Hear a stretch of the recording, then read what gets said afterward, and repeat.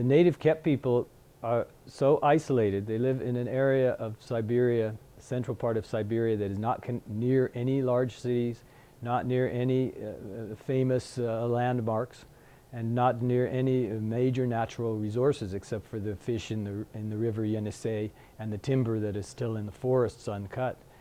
They're so isolated and so few in number, there are only about 1,200 of them, that even most Russians don't know they exist. So you might expect that there really isn't any practical reason to study this group of people who in fact now are losing their language, losing their culture. They're becoming assimilated to Russian language and culture. But that is not the case. There are some very important reasons to study Ket people. They're the last hunter-gatherer people of the interior of Asia. And in that sense, they're a window back to the ancient life before the rise of steppe nomadism and pastoralism in Central Eurasia. They show how people lived in Northern and Central Asia, maybe during the late Ice Age and the early Holocene, during the period of time when tribes presumably were moving from North Asia into what is going to be labeled North America. The Ket are really the closest group of people who have the same type of culture that was brought into native North America. So culturally, historically, I think that they unite the continents in a sense. There's also some possibility that the Ket language, which is isolate, not related to any other languages around it, has a distant genetic affiliation with the Athabascan languages of North America. So studying the Ket language might provide a link between native North Asians and Native Americans.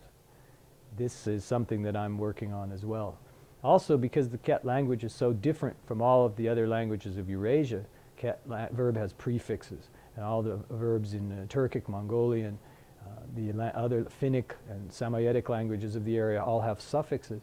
Because the Ket language is so different in its structure, it has had to take on radically different influences than its own original structure, and it has changed and adapted itself in ways that no other language in the world has done.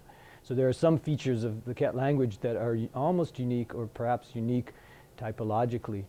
One of them is an interesting tone system that is closest to Vietnamese of any tone system that I've ever encountered. Another is the verb structure, which originally was prefixing, but then the root was put at the beginning in some new types of verbs that made it look like suffixing Turkic verbs because of the influence around it. So these features make Ket very unusual, and it's as if Ket is a Native American language that was left in North Asia and had to adapt to radically different languages around it.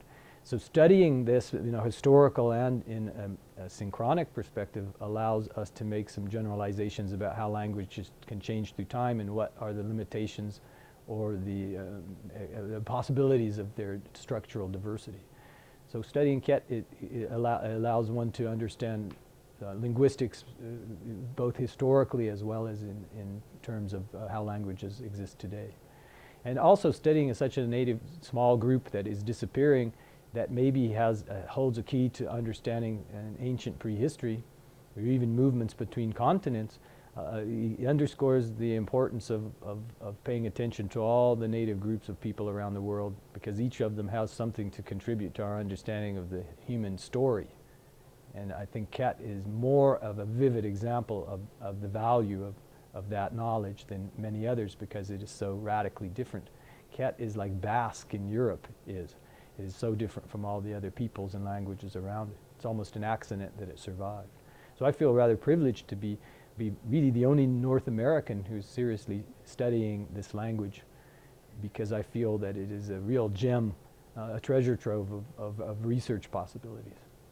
And I look forward to going back and working with my informants again and learning more about the language before it dies out. It will probably die out in a generation as a form of speech that's used in an everyday communication.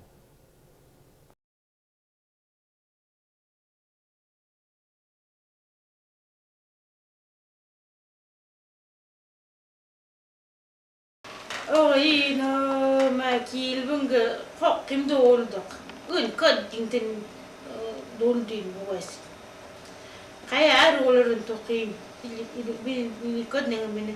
Liro abang kadak tambak sarit. Abang ulo si uno sina kod duldo. Adi itu mis uruksun di inamni ulun ban jiwun basun tamak sun ban jiwun. So kim song dang terul kaya hat ani ini tiap kod nil kamu jasa ngaro nangal baut sirko tarin dongot. Bang ngare us bautit kopun itu no. Adi takap na minting man ngamo mobil ten abun na bud na ngene o gangara ko ka bitib ula mo yo sino ula na mo baneski os no gorokson en binin ko bilaldi ir ko yok na ir ko yok mene ko hu ko kun ton na ne ko kay ko mo reso ton na ne yo so